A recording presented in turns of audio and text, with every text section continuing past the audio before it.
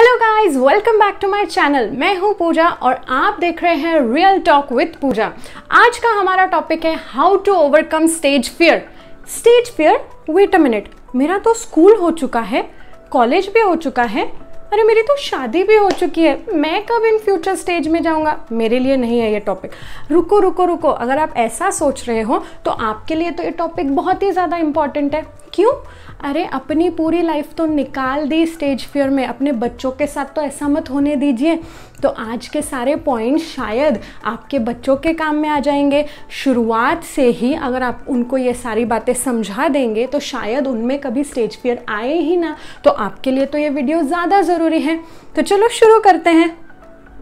अब क्या हुआ? ओके, पूजा स्टेज फियर के बारे में कैसे बात कर रही है? पूजा को भी कभी स्टेज फियर था? हाँ भाई, डर सबको लगता है, गला सबका सूखता है। मुझे भी किसी ज़माने में बहुत ही ज़्यादा स्टेज फियर था, बहुत ही ज़्यादा नर्वसनेस होती थी अगर पब्लिक के सामने जाके किसी टॉपिक पे बात करनी है तो।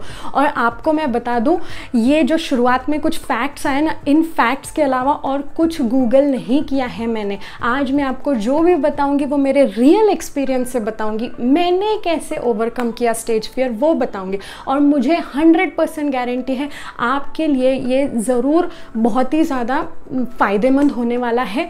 तो टाइम वेस्ट किए बिना चलिए शुरू करते हैं।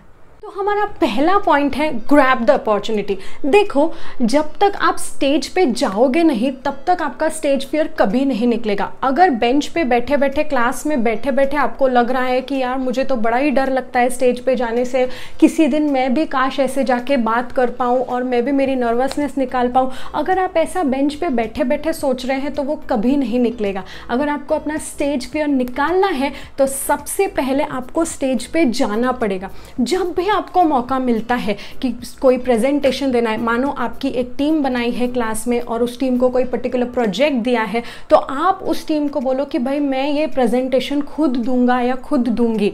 देखो, मेरे केस में क्या हुआ था कि जब मेरा CPT यानी एंट्रेंस एग्जाम CA का हुआ तो हमारे इंस्टीट्यूट ने ब्रांच लेवल यानी हमारा जो सिटी था, सिटी लेवल पे एलोक्यूशन कॉम्पिटिशन डिक्लेयर किया। सुन के बड़ा ही डर लगा कि भाई मैंने तो कभी स्टेज पे जाके बात की नहीं है, मुझसे नहीं होगा। I have been an introvert since my childhood. तो बहुत ही डर लग रहा था। लेकिन एक चीज़ थी कि अगर ये डर निकालना है तो स्टेज पे जाना तो पड़ेगा।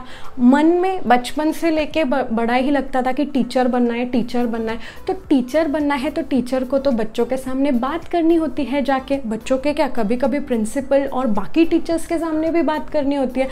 तो मैंने सोचा ये डर निकालने का सबसे बेस्ट मौका आया है मेरे पास, क्यों ना मैं इस एलोक्यूशन कंपटीशन में पार्टिसिपेट करूं। फ्रेंड्स को भी बोलती हूँ साथ में पार्टिसिपेट कर लेंगे, टॉपिक प्रिपेयर कर लेंगे, हेल्प हो जाएगी, थोड़ा सा कॉन्फिडेंस बूस्ट हो जाएगा। बट मैं आपको बताऊं, मेरे क्लास में से किसी ने उस एलोक्यूशन कंपटीशन में पार्टिसिपेट नहीं किया सिवाय मेरे। तब मेरे पास मौका था बैकआउट करने का। मैं सोच सकती थी यार मैं नहीं कर पाऊंगी, पूरे क्लास में से मैं अकेली, यानी पूरे क्लास की नज़रें मुझ पर होगी कि हमारे क्लास को ये रिप्रेजेंट कर रही है, ये कुछ तो करके आएगी। तो ये सोच के मैं गिव अप कर सकती थी, बट नहीं, मैंने सोचा ये फियर अगर निकालना है तो उसके लिए सबसे पहले स्टेज पर जाना पड़ेगा। और मैं गई स्टेज पर and that was my first time on the stage. हाँ, स्कूल में एक बार मौका मिला था बट वो कंपलसरी था, उसके लिए ऑप्शन नहीं था। यहाँ पे ऑप्शनल था, पार्टिसिपेट करना है तो करो। और मैं गई और मुझे 3rd प्राइज़ मिला था उस एलोक्यूशन कंपटीशन में। और उस दिन मुझे समझ में आया कि मुझ में स्टेज डेयरिंग आने लगी है, स्टेज फियर मेरा कम होने लगा है। तो आपको भी अगर स्टेज फियर निकालना है तो सबसे पहली चीज़ जो आपको करनी है, मौके पे चौका मारना है। छोटा सा छोटा मौका भी अगर आपको मिलता है, फॉर एग्जाम्पल आप क्लास में बैठे हैं, आपके दिमाग में कोई क्वेरी आई है तो इमीडिएटली पूरे क्लास के सामने हैंड्स रेज कीजिए, अपने टीचर से वो क्वेरी पूछिए। उसमें भी काफ़ी डेयरिंग लगती है। ऐसी छोटी छोटी बातों से ही आप अपना स्टेज फियर निकाल पाएंगे। नेक्स्ट चीज़ जो सबसे ज़्यादा इम्पॉर्टेंट है वो है मास्टर द टॉपिक। देखो, ये बहुत ही ज़्यादा इंपॉर्टेंट फैक्टर है अगर आपको अपना स्टेज फियर निकालना है तो। देखो, अगर आपके अंदर स्टेज फियर है और वो निकालने के लिए आप जा रहे हो स्टेज पे किसी टॉपिक पे बात करने के लिए, और अगर आपने वो टॉपिक ठीक से प्रिपेयर नहीं किया तो ऑलरेडी आप थोड़ा सा कम कम कॉन्फिडेंस के साथ स्टेज पे जाओगे, जो कि बहुत ही ज़्यादा हानिकारक हो सकता है आपके लिए स्टेज पे जाने के बाद। और ऐसी सिचुएशन में अगर ऑडियंस में बैठे किसी इंसान ने आपसे कोई क्वेश्चन पूछ लिया तो फिर तो पूछो ही मत, फिर उसके बाद आप कभी स्टेज पे जाने की हिम्मत नहीं कर पाओगे। तो इसीलिए अगर आपको स्टेज फियर निकालने के लिए स्टेज पे जाना है तो टॉपिक, जो भी टॉपिक पे आप बात करने वाले हो, उसका इन एंड आउट पूरा नॉलेज पहले गैदर कर लो और फिर ही स्टेज पे जाइए। जो तीसरी बात मैं आपसे कहूँगी वो सुनने में शायद फ़नी लग सकती है, लेकिन यकीन मानिए बहुत ही ज़्यादा हेल्पफुल होती है स्टेज फियर निकालने के लिए, स्पेशली जब आप फर्स्ट टाइम स्टेज पे जा रहे हो। देखो, मैंने मेरे इलोक्यूशन कंपटीशन के टाइम पे क्या किया था, मैंने अपने फ्रेंड्स को और जो नोन फेसेस हैं उनको कहा था कि प्लीज़ फ्रंट रो में बैठ जाइए, ताकि जब मैं नर्वस होने लगूँ स्टेज पे तो मैं उनके पास देख के बात कर लूँगी, ऐसे लगेगा कि मैं जैसे उनसे रोज़ बात करती हूँ वैसे बात कर रही हूँ।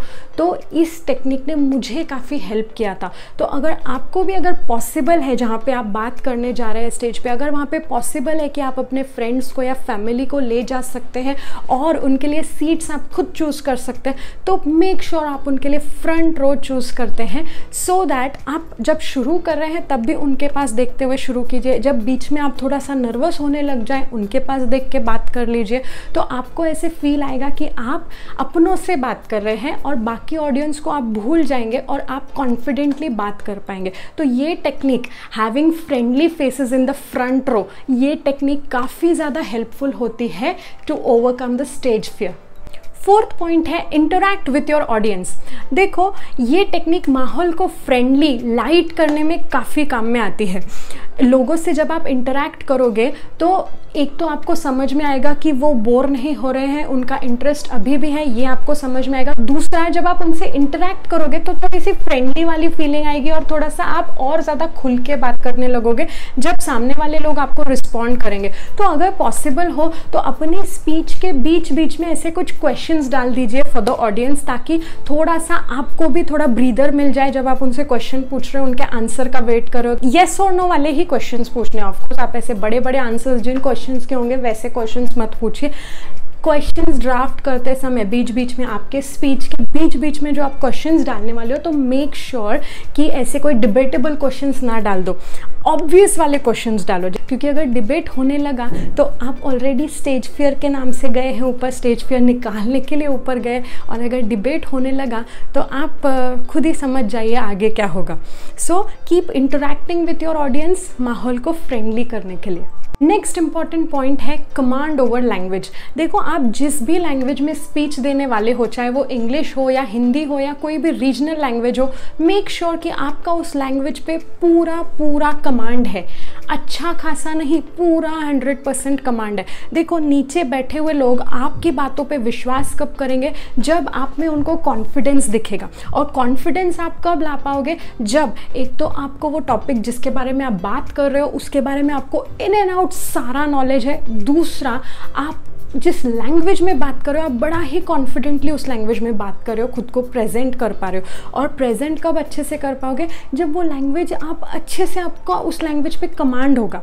अगर आप ही वो लैंग्वेज बोलने में थोड़ा सा आपको ही लग रहा है कि ग्रामेटिकल एरर्स तो नहीं हो रहे, आपके ही दिमाग में ऐसी बातें आ रही है, तो सामने बैठे हुए लोग ना बोर हो जाते हैं और उनको आप में कॉन्फिडेंस की कमी दिखती है और फिर वो आपकी बातों पर विश्वास नहीं करते, and then you lose it there. आपको उनके फेसेस पे दिखने लगेगा कि they are not interested in what you are talking, और फिर आपका जो स्टेज फियर है वो कभी नहीं निकलेगा। इन फ्यूचर आप कभी स्टेज पे जाने की डेयरिंग ही नहीं करोगे। तो इसीलिए फर्स्ट टाइम ही जब आप जा रहे हो, जो भी लैंग्वेज में आप बात करने वाले हो, मेक श्योर कि उस लैंग्वेज पे आपका 100% कमांड है। और जो लास्ट पॉइंट है वो सबसे ज़्यादा इंपॉर्टेंट है। अगर ये चीज़ आप नहीं कर पाए तो पहले डिस्कस किए हुए सारे पॉइंट्स कोई काम के नहीं है, वो आप कभी फॉलो नहीं कर पाएंगे अगर आपका खुद में फेथ नहीं है। Have faith in your self, believe your self, खुद में फेथ रखिए। लोगों का क्या है, लोगों का तो काम है कहना। अगर आप बहुत अच्छा कर रहे हैं, अगर आप स्टेज पे जाके बहुत ही अच्छे से प्रेजेंट कर पाए खुद को, तो लोग जेलस होंगे। अगर आप प्रेजेंट नहीं कर पाए, वहाँ पे जाके नर्वस हो गए, कुछ उल्टा सीधा बोल गए, तो लोग आपका मजाक उड़ाएंगे। न्यूट्रल कभी नहीं ही होने वाले हैं लोग, तो उनके बारे में सोचना छोड़ दीजिए कि भाई लोग क्या कहेंगे। इसी फियर की वजह से बहुत लोग कभी स्टेज पे जाते ही नहीं हैं। मैं पहली बार स्टेज पे ये सोच के नहीं गई कि भाई लोग क्या कहेंगे, नीचे बैठे हुए मेरे फ्रेंड्स क्या सोचेंगे, क्या मैं कभी इन फ्यूचर में फिर से खुद जा पाऊंगी या नहीं, कहीं मैं कुछ गलत ना बोल दूँ। मैं सिर्फ एक ही चीज़ के लिए गई थी कि मुझे मेरा स्टेज फियर निकालना है, चाहे ऊपर जाके कुछ भी हो जाए। तो इसीलिए लोगों के बारे में मत सोचो, खुद के दिल की सुनो और जाओ, एक बार स्टेज पे जाओ और उस फियर को ओवरकम करो। वो बेस्ट फीलिंग है इस वर्ल्ड में। ओके, सो आज के लिए इतना ही। अगर आपको ये वीडियो हेल्पफुल लगी है तो इस वीडियो को लाइक कीजिए, मेरे चैनल को सब्सक्राइब कीजिए और अपने फ्रेंड्स और फैमिली जिनको ये यूज़फुल हो सकता है वीडियो, उनके साथ ये शेयर कीजिए। Until we meet again, take care.